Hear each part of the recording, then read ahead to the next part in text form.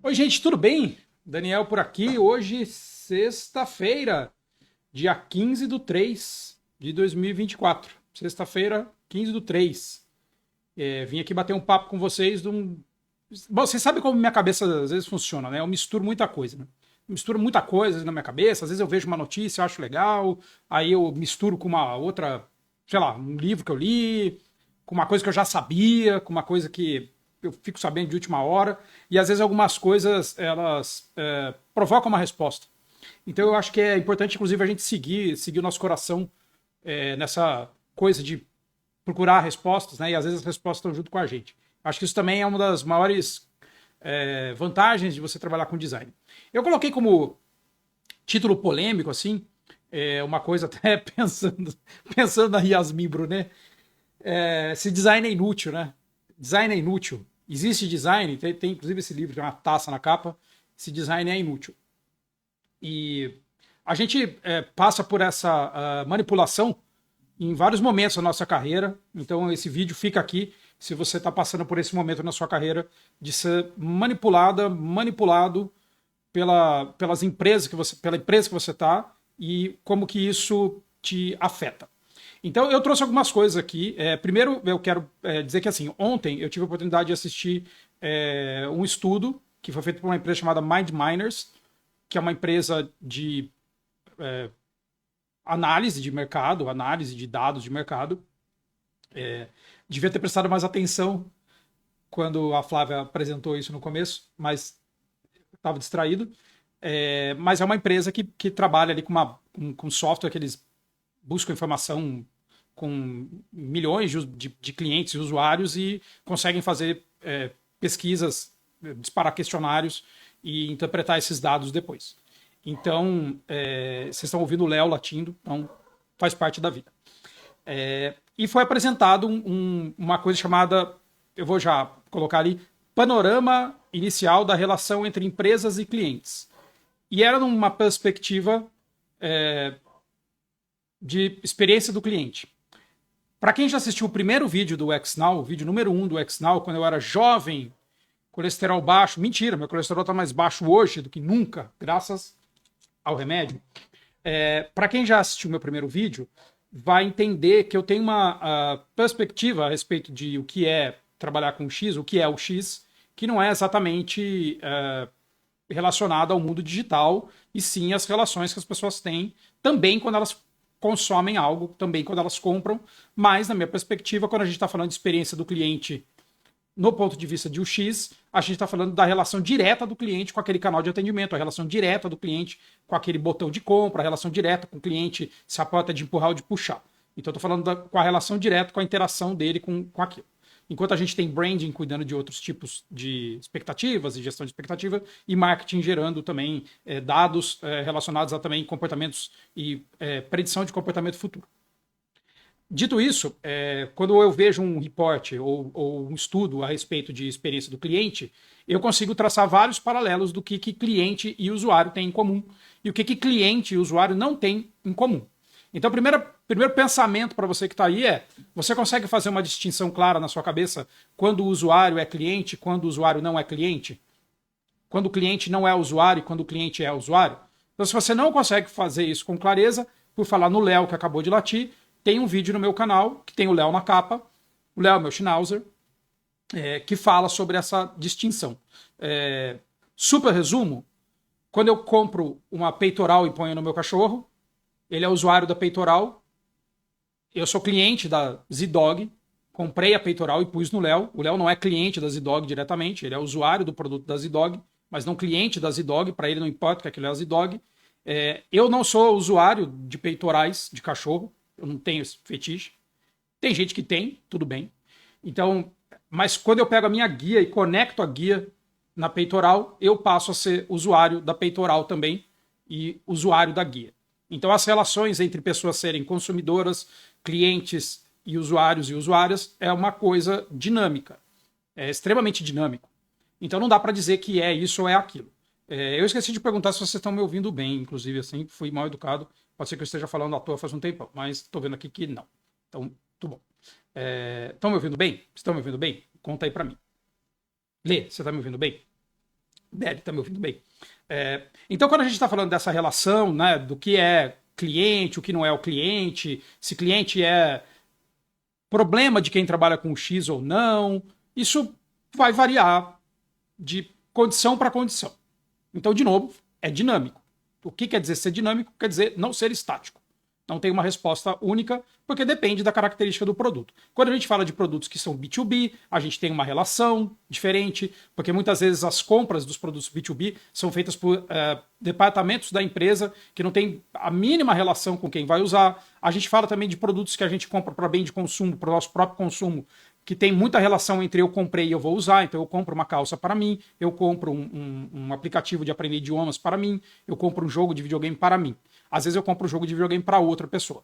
Então, dito isso, a gente tem esse monte de correspondências e não correspondências entre você ser cliente e você ser usuário. Tudo bem? Ficou claro para todo mundo?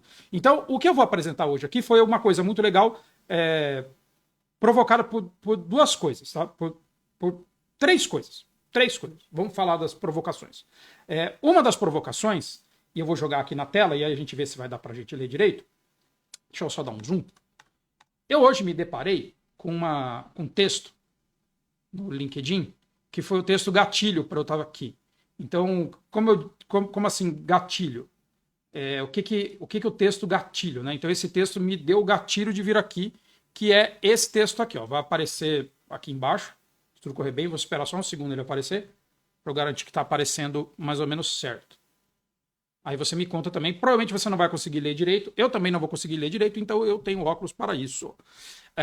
Esse é de uma designer chamada Rudra, que gravou um podcast com o David Art. Um beijo pro David Art. Eu vi ali o começo desse podcast. E ela escreveu uma coisa que realmente me provocou. Porque ela diz o seguinte: no design, nós somos nossa própria voz. E diz que a comunidade é muito unida, que ela não consegue pensar em comunidades que se ajudem tanto. Aí eu vou dar dica para ela, a comunidade de dev.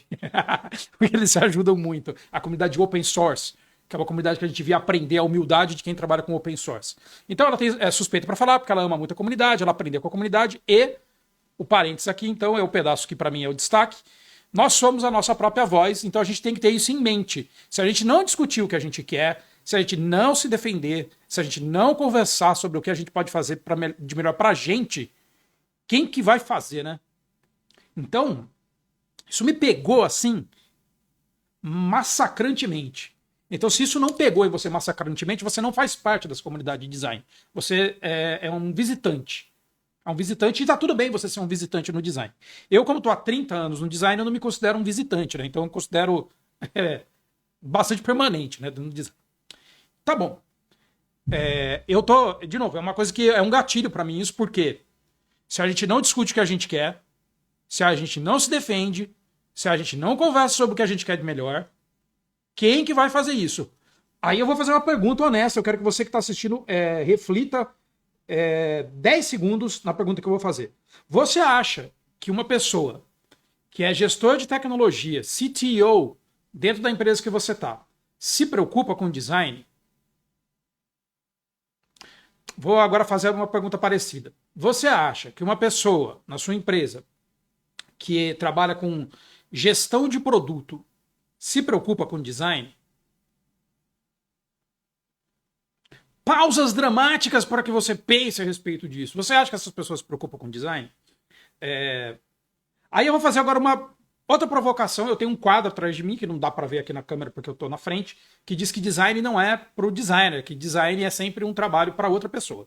Então o designer, entre todas as coisas que um designer tem que ser, ele tem que ser altruísta. Então a gente trabalha com altruísmo. Então a gente faz coisa para os demais, para as demais pessoas. Então, aí vem uma última provocação em cima disso.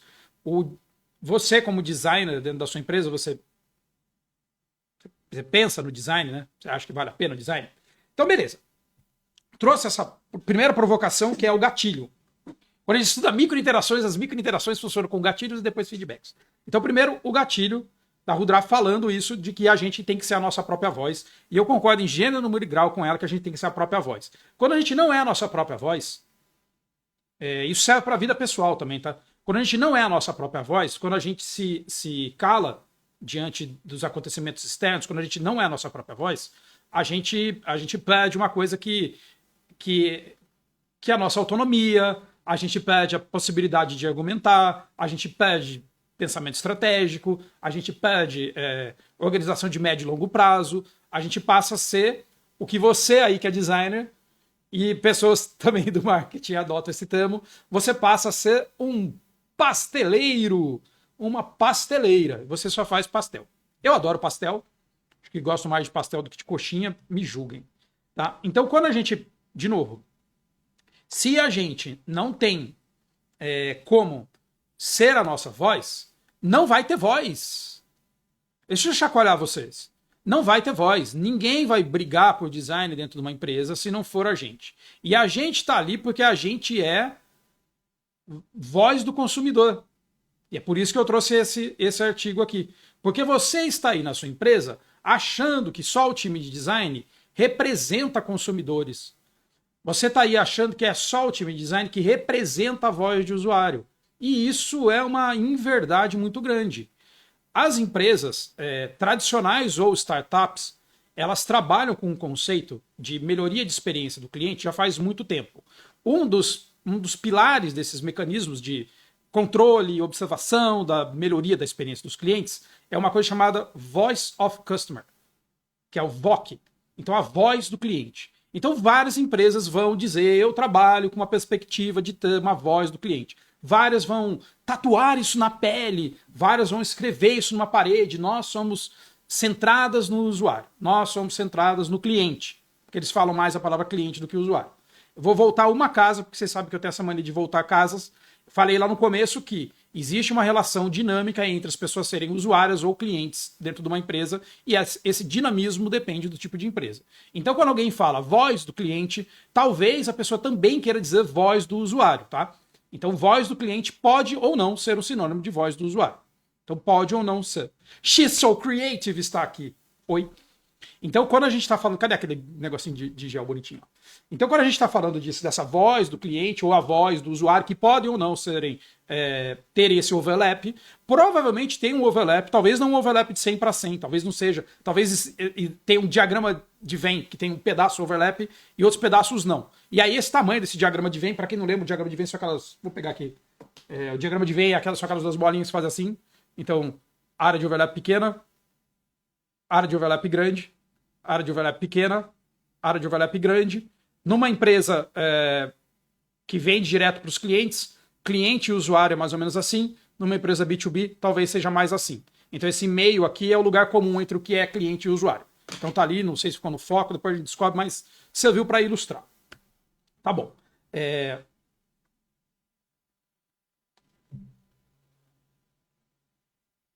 E quando a gente às vezes luta pela nossa voz, às vezes a gente é leofado, ali tá falando. Concordo, mas eu acho que a gente tem uma coisa mais importante em jogo ali, que aí a gente vai falar disso. E vou trazer argumentos, tá? Para de repente a gente conseguir quebrar algumas dessas cascas. Então, assim, voltando, existe sim uma zona de overlap entre ser cliente e ser usuário. O que eu vou apresentar agora aqui para vocês é um panorama de Customer Insights, ou seja, de cliente.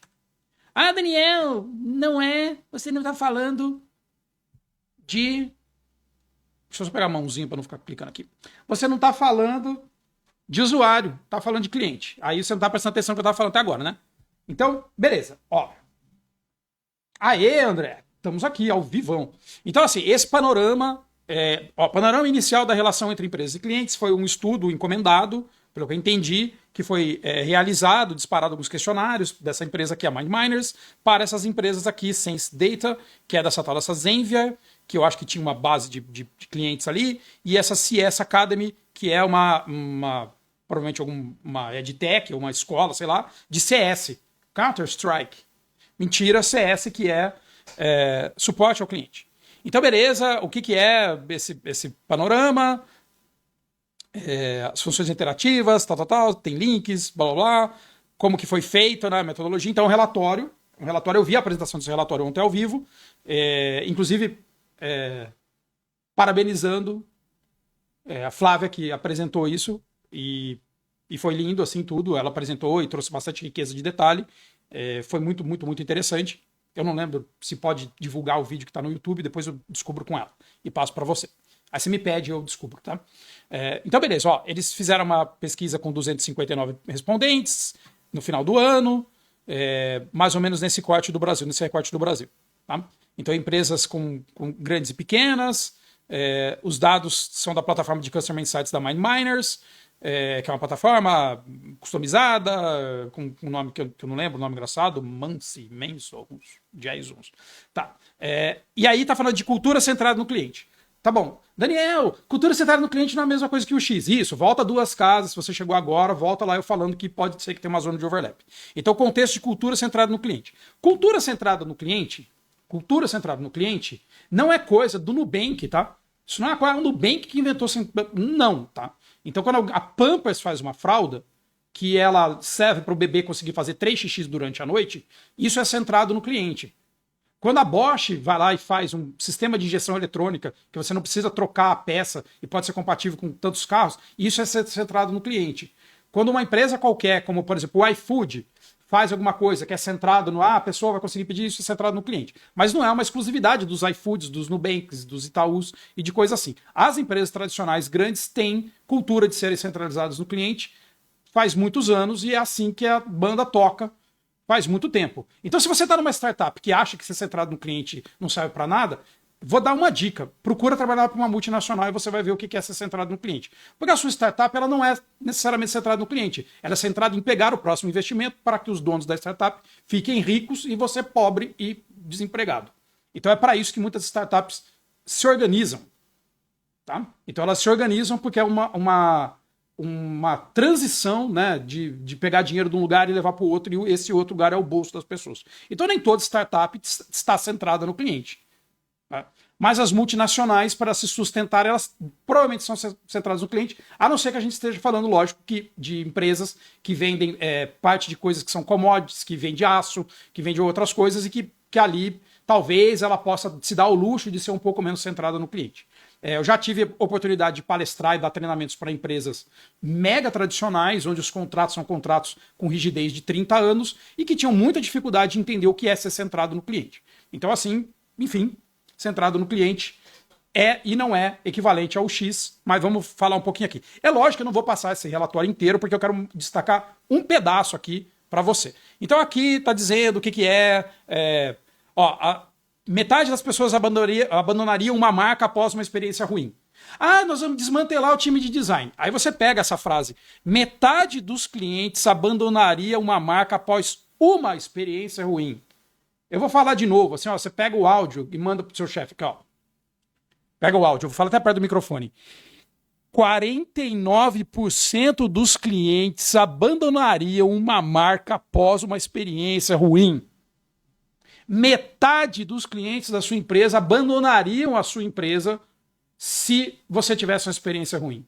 Você pode ser uma maquininha de pagamento bonita, você pode ser o aplicativo de pedir comida, você pode ser o que você quiser, mas se você tratar seus usuários de maneira ruim, você vai perder os seus usuários para a concorrência. Eu vou falar de novo. Se você tratar mal o teu cliente, você vai perder o cliente para a concorrência. Não existe concorrência para a minha empresa. E existe concorrência para a sua empresa? Sim, senhor, sim, senhora. Tudo que existe no mundo tem uma concorrência.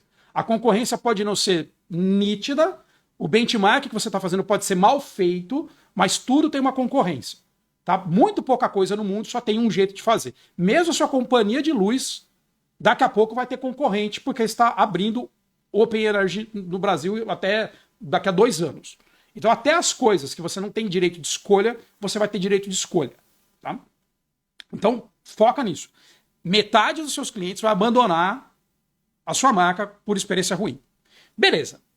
Aqui é o corte que foi feito dentro da pesquisa, apesar de importante, não vou destacar porque eu quero ir para um lugar específico aqui, só um pedacinho. É lógico que não vai dar para vocês lerem, tá muito pequenininho aqui, mas o primeiro bloco aqui do que foi estudado, e aí lógico que tem um viés, porque provavelmente a base das pessoas devia ser relacionada a isso, são empresas de SaaS, Software as a Service, que é serviço de assinatura de aluguel de software, que é quem puxou muito o mercado de UX, vindo da Salesforce, que é quem construiu várias noções que a gente tem hoje de onboard de cliente, de churn, de lifetime value, blá, blá, blá, blá, blá.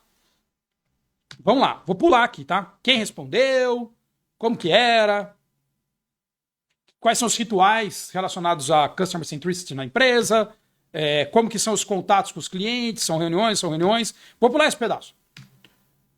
O que eu quero é assim, quais os desafios da área de CS e CX dentro de uma empresa? CS e CX não são a mesma coisa, e também não são a mesma coisa que o X, a gente falou agora há pouco. Então, quais são os desafios? Alguns desses desafios aqui, eu estava falando até com o Pedro Vargas. Bom dia, Fratinzoide. Como você vai? Saudade.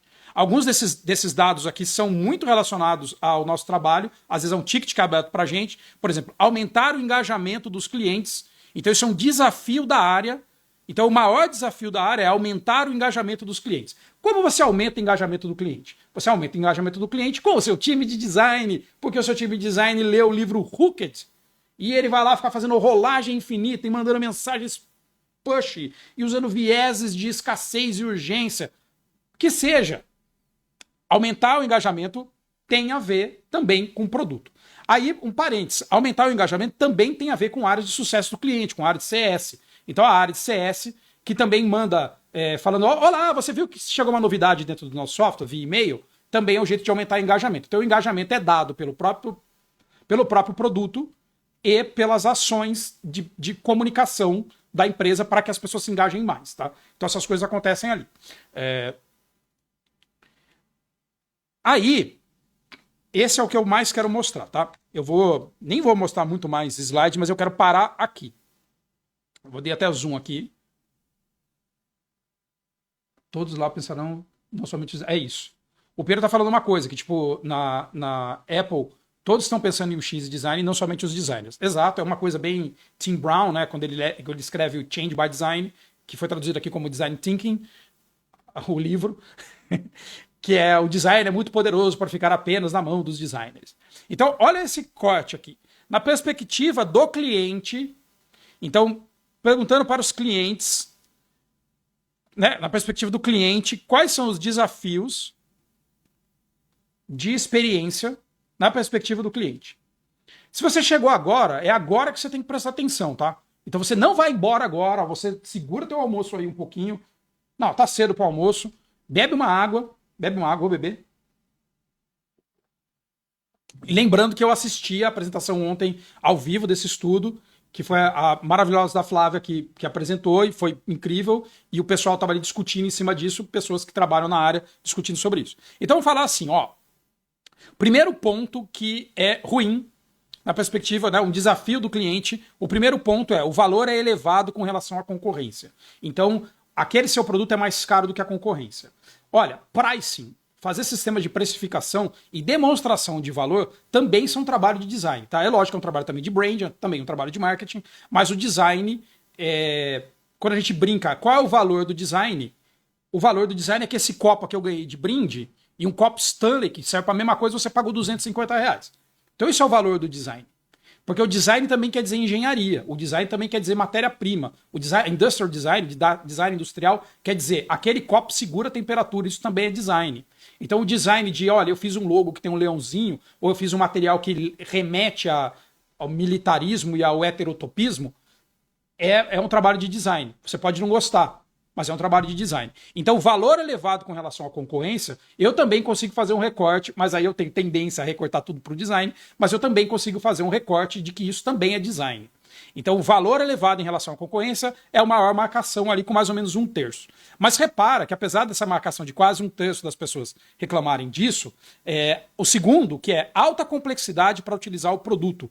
Alta complexidade para utilizar o produto pode querer dizer várias coisas. Na minha cabeça também quer dizer usabilidade, também quer dizer onboarding, também quer dizer mismatch, desencontro entre a promessa e a execução da promessa. Prometi que esse é o software mais fácil para você fazer seu imposto de renda, mas na prática é pior do que fazer direto pelo site da Receita, por exemplo. Então, mais esse segundo bloco aqui, a alta complexidade para utilizar o produto ou o serviço é especificamente times de UX, times de produto, times de design que fazem. Então, diminuir a complexidade, e aliás, assim, eu sei que vocês gostam que eu tenha a mente boa, E existe uma equação chamada Lei de Tesler, que foi o cara que inventou copiar e colar. E ele diz assim, é um paradigma da complexidade, que todo sistema tem um nível de complexidade irredutível. Então toda coisa tem um nível irredutível de complexidade. O que quer dizer um nível irredutível? Não dá para ficar menos complicado do que aquilo ali. Mas você consegue distribuir essa complexidade para ou a engenharia ou os usuários. Então você pode fazer um sistema que é muito mais complicado de alguém implementar esse sistema, mas fica muito transparente para as pessoas, ou você pode deixar na mão das pessoas aqui. Para mim, o exemplo mais simples de ser entendido é um câmbio de carro. Você pode terceirizar toda a problemática do câmbio do carro para o câmbio automático, para o câmbio que você não precisa fazer nada, só ligar o carro, e aí todo o problema passa a ser um problema de engenharia. Ah, mas o carro é mais caro, 20 mil reais porque é automático. Beleza, mas você subtraiu a complexidade dele, e aí você pode discutir que o valor dele é elevado porque você tem um sistema que é menos complexo. E porque ele é menos complexo, ele é mais caro. Porque você também vai ter que pensar naquilo. E aí depende de branding, depende de posicionamento de marca, como que você vende ou não vende aquilo. Então, e você tem o câmbio normal, seu câmbio stick, que serve para manter a complexidade na mão da pessoa. E tem gente que quer, por exemplo, porque tem gente que quer complexidade. Por isso que a gente faz mapeamentos de modelos mentais e mapeamentos de modelos de concepções de usuário. Tá, aí depois tem um outro chamado tempo de espera elevado no atendimento. Tempo de espera elevado no atendimento, se eu, Daniel, forçador de barra, quiser fazer um paralelo com design, se você está telefonando para reclamar que o produto não está funcionando, alguém podia ter consertado antes. Mas vamos pular. Isso daqui, várias coisas que você tem que fazer no seu dia a dia dependem de você fazer atendimento e às vezes o atendimento é demorado. Se eu tivesse que falar numa perspectiva de design em cima disso, eu diria: tome cuidado como você monta suas filas de atendimento, como que você escolhe as opções que tem dentro de uma URA, como que você escolhe o jeito e o canal que a pessoa vai conversar com você, como que você vai configurar sistemas de bot, sistemas de robô para aprimorar esse atendimento. Então todas essas coisas eu faria tomando esse cuidado, porque tempo de espera elevado no atendimento também dá para consertar através de coisas de design. Eu vou consertar tudo com design. Bandeira do design conserta tudo. Mau funcionamento do produto. Mau funcionamento do produto é para você estampar na camiseta. Você tem que ter uma camiseta falando mau funcionamento do produto, chama nós. Mau funcionamento do produto, claro que extrapolando, mau funcionamento do produto é design, que pode fazer o produto mal funcionar, mas também é time tech. Então o time tech pode ter usado uma tecnologia que faz o produto ser mais lerdo, por exemplo. O produto é lento porque tem uma tecnologia ali que é mais complicada. Você tem que usar o token no seu aplicativo para fazer não sei o que lá. E isso pode caracterizar um mau funcionamento também do teu produto. Falha na entrega. Falha na entrega aí pode querer dizer várias coisas. Né? Falha de entrega pode querer dizer tanto desalinhamento de novo de expectativas, quanto simplesmente o produto não chegou, ou não chegou do jeito que era para chegar, chegou com a embalagem violada, etc, etc, etc. Dificuldade na comunicação, lentidão do produto, aí eu tinha falado agora há pouco que lentidão do produto pode ser um subspec de mau funcionamento do produto. Então uma das características do mau funcionamento pode ser lentidão. Aí lentidão do produto a gente tem no livro Leis de UX, por exemplo, a gente tem lá números mágicos para dizer quanto tempo as pessoas esperam de uma interação para que a interação pareça ser instantânea, por exemplo. Falta de funcionalidades ou pouca atualização do produto, falta de capacitação do time. Então, falta de funcionalidade ou pouca atualização também pode ser relacionada a design. Mas vamos pegar aqui duas coisas muito grandes relacionadas a design. Alta complexidade e mau funcionamento. Cada um deles, quase um terço das pessoas reclamam disso. Então, se você está com dificuldade em articular dentro da tua companhia que você não devia ser mandado embora, que você devia estar ganhando um aumento, que você devia ter um estagiário aí para trabalhar contigo. Se é isso que você devia estar fazendo, os argumentos que você tem que fazer não são, mas é porque o Figma é tão bonito, mas nossa, mas é que os usuários, veja só. Não, o argumento é a alta complexidade para utilizar o produto ou serviço é a segunda maior reclamação dos clientes. Mau funcionamento do produto é a quarta maior reclamação. É só essas duas coisas somadas ali, metade das pessoas reclamam disso. Lentidão do produto, falta de informação sobre o produto, falta de funcionalidade, falta de informação do produto. Pode ser falta de informação dentro do próprio produto. A gente está falando de heurística. Existe uma heurística de documentação de uso.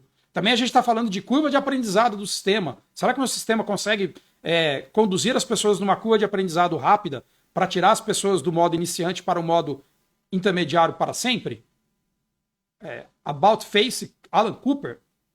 Entendeu? Então, essas coisas aqui me chamaram muito a atenção e fizeram eu realmente... eu postei no meu LinkedIn, tá? Essa foto. Você procura lá no meu LinkedIn, eu postei ontem. Procura, comenta lá o que você acha disso. E aí vem lá falando de outras coisas, quais são os objetivos da área. Então, o objetivo da área, por exemplo, de Customer Success, é aumentar o engajamento, reduzir churn, bater metas, aumentar a escala e eficiência da área, ter mais decisões baseadas em dados e por aí vai. Quando a gente está falando de, por exemplo, automatizar a jornada do cliente, a gente está falando de, que saudade, cara, eu preciso falar com você. Aumentar o uso. É muita coisa de que designers fazem. Tá? Designers fazem. Então, aqui vai falar de quais são os canais de atendimento. O e-mail ainda é um grande canal de atendimento. Se você não sabe, várias pessoas tratam, né, se relacionam por e-mail. Aqui fala de um panorama também que uma das principais formas das pessoas reengajarem os clientes e manterem os clientes ativos sem dar churn. Para quem não lembra o que é churn, churn é quando o cliente para de pagar, ele era pagante e para de ser pagante, e pode ser um churn total ou um churn de diminuição de receita. O churn era eu sou um assinante premium e virei um assinante básico, por exemplo, também é um tipo de churn. Aí vai falar de exemplos de empresas que fazem personalização, Spotify, Amazon, Netflix, o próprio Instagram, com o algoritmo é uma personalização. Claro que a gente pode falar da formação de bolhas polarizadas por causa de algoritmos de personalização, mas não era o caso e não era a discussão desse pessoal aqui. Tá? Que empresas que dizem que promovem uma cultura centrada no cliente? 70%. Muito bom. Então quem são essas? Empresas tradicionais são centradas no cliente. A Disney, a Magalu, os hotéis Hilton. Esses casos, a Disney é sempre o primeiro case falado, inclusive porque tem vários livros sobre a experiência Disney de encantamento de cliente. O Magalu também, porque ele sempre recebeu muita nota positiva, tanto pelos laboratórios quanto pelos apps deles. E os hotéis Hilton, que são, no ramo de hospedagem, os maiores empoderadores dos concierges, das pessoas, para que todo mundo dentro da empresa seja responsável ou corresponsável pela qualidade da experiência. Então tá aqui, quais as tecnologias que usam, que não usam, o que eles têm que fazer para acompanhar resultado, etc, etc, o LTV, o churn, tal. Pronto. Mas, de novo, o que é importante para a gente aqui é pensar que, na perspectiva dos clientes, o desafio deles é alta complexidade no uso, mau funcionamento do produto, falta de funcionalidades, lentidão de produto, falta de informação sobre o produto. Tem várias coisas aqui que estão impactando o seu cliente que são relacionadas ao próprio produto. Eu poderia falar que eu vou descompartilhar a tela aqui, mas eu não vou, porque aqui eu não consigo. Mas eu vou tentar fazer uma paradinha aqui. Eu vou tentar, tá? Eu vou tentar, vou sumir com isso aqui um pouco e vou me botar aqui no meio. Aqui, ó. Oi, meu cabelinho todo penteadinho, bonitinho que tá. Todo penteadinho. Porque eu queria falar que... Opa, deixa eu só acompanhar aqui, porque acontece depois as coisas que eu faço. Eu aqui. Eu queria falar que eu tenho um livro, né? O Princípio de X. O Princípio de X está aqui, o livro. E o livro termina... mostrando uma imagem. Vou tentar ver se ela aparece aqui. Deixa eu só esperar ela focar. Vamos lá, eu tenho que esperar, gente, porque tem um atraso de uns 10 segundos aqui. Então tem essa imagem aqui que é chamada pirâmide de satisfação. Pirâmide de satisfação. Essa imagem de pirâmide de satisfação, ela vai dizer o seguinte, que, vou botar o óculos aqui, vocês não leem nada, que várias coisas que a gente interage, vários objetos de uso, vários sistemas, produtos, etc, eles ficam na base do funcionalismo. Ele só funciona. Então, se o produto não funciona, e aí tem a reclamação, o produto não funciona, o produto tem que funcionar. Então a primeira coisa que o produto tem que fazer é funcionar. Isso é o item 1 dessa pirâmide de satisfação. É o item 1. A segunda coisa é que ele tem que funcionar de maneira confiável. Eu tenho que confiar que ele vai sempre funcionar. Não só ele funcionou ontem, como ele funciona hoje. Não é igual um Peugeot 206 que funciona hoje e amanhã não funciona. Depois ele tem que ser fácil de ser usado. Então não só ele tem que funcionar, mas tem que funcionar de maneira fácil. A gente está falando do meio da pirâmide ainda. Depois ele tem que ser conveniente. Quer dizer, eu tenho que conseguir usar esse produto do jeito que eu quero usar esse produto. Ele é conveniente para mim. Se eu quero usar ele de madrugada, ele está disponível de madrugada. Se eu quero usar ele agora, eu posso usar ele agora. Se eu não tenho cartão de crédito, eu quero usar ele, eu posso usar ele agora. Então ele tem que ser conveniente. E aí esse diagrama todo, que é extraído de um livro chamado Seductive Interaction Design, tem um imã na capa, diz que a partir daí, que essa linha do conveniente é uma linha que as pessoas... Ó, a linha do conveniente é uma linha que as pessoas não passam, não ultrapassam. Elas não ultrapassam essa linha. E aí vem o que traz prazer. O que é que traz prazer naquela experiência? Aquela experiência traz prazer? É legal participar daquilo? Por exemplo, é legal você usar o Duolingo? Ele traz experiências que me trazem prazer? E por último, a última etapa de todas é, mas isso me traz um significado? Me traz um significado, ou seja, isso me marca? Isso traz um significado para mim? E a maior parte das empresas não ultrapassa a barreira do se funciona. E não vai ultrapassar a barreira do se funciona sem time de design. Isso não vai acontecer. Isso não tem como acontecer. Isso é uma ilusão de ótica. Uma ilusão de ótica que já foi discutida há 25, 30 anos atrás. Então as empresas que hoje estão se desfazendo dos times de design por desespero, por pressão de acionista, porque o dono do copo Stanley quer ficar rico, elas vão enfiar o produto no lixo. É isso que vai acontecer. Então essa empresa vai enfiar o produto no lixo. E quando lá no começo eu falei do a gente tem que ser dono da nossa própria voz, a gente tem que ser dono da nossa própria voz para isso. Se os times de design dentro de uma empresa forem desconectados, se as empresas tirarem essa parte, os clientes vão procurar outras empresas, ponto, period. As empresas vão perder base de cliente, vai aumentar o churn. Ah, mas eu tenho que fazer prova disso, eu tenho que fazer uma regra. Você não tem que fazer uma prova disso. Você não tem que fazer uma prova disso. Um estudo desse que comprova que as pessoas estão reclamando que o motivo que elas abandonariam 50% das empresas delas se tivessem más experiências. Ah, mas como que você garante que fazer um botão que quando clica funciona é melhor experiência do que um que não funciona? Pelo amor de Deus, gente do céu. Pelo amor de Deus, pela obviedade da situação, pela obviedade, não se mede, eu vi isso outro dia no podcast, não se mede dentro de times ágeis, não se mede desempenho individual, se mede desempenho de time. É o time que faz. Não dá para cobrar de um designer, que é um designer versus 400 desenvolvedores, que ele tem que ter a métrica de que o trabalho dele está tendo sucesso, enquanto as 399 pessoas não têm.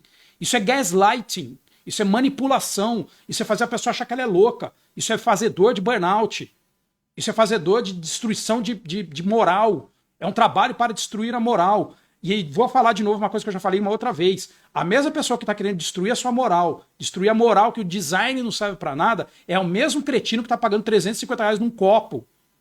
Sendo que ele podia pegar água 4 vezes e ainda ficar mais magro e sabe, ter água mais fresca. Não ficar juntando coisas numa época que tem tanta dengue. Então fica de novo a dica para vocês. Procura se informar a respeito do que é que faz as pessoas usarem um produto. O que é que faz as pessoas terem prazer em usar um produto? Por que as pessoas compram o produto A e não compram o produto B? Para de estudar só um botãozinho e realmente vai estudar o que um time de CS faz, o que CX faz, por que branding é assim, por que as empresas, como a Guta fala, do Purple Metric sempre, as empresas, as startups que estão crescendo deveriam encarar mais o que elas estão fazendo em termos de branding de empresa tradicional do que queima de balãozinho para ficar trazendo, sabe, tipo, é sempre uma novidade. Atua igual adulto. Atua igual adulto. Então eu vim aqui para falar que a gente tem que ter voz. Eu tenho voz. Eu tenho voz para ficar brigando com isso daí. Todas as pessoas que vão fazer mentoria, você que está aí assistindo que faz mentoria comigo, sabe que eu fico dando puxão de orelha. Então a gente tem que ter crença de que essas coisas estão acontecendo. Isso é uma questão fundamental para a estrutura dos produtos continuar funcionando. Enquanto a gente não tiver um AI que realmente vai lá e fala que o produto bom é feito assim automaticamente, vai depender da gente ter o discernimento.